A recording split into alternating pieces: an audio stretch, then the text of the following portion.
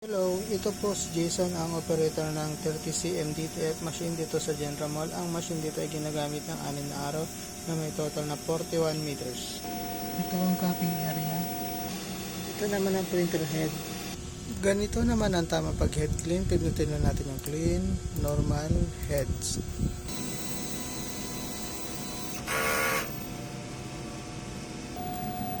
Rubber wiper, lagi natin punasan pagkatapos mag head clean. Nozzle check result.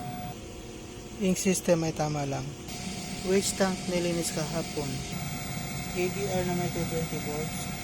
Ito naman ang aming ground wire. Andito naman yung mga in-use natin na consumable. Ito naman yung mga unused natin na consumable. Unused na powder, ink, tsaka cleaning solution. Dito naman sa baba yung detail film natin. Nakagamit tayo ng dalawang powder, dalawang white ink, detail film, cleaning solution, daily workload.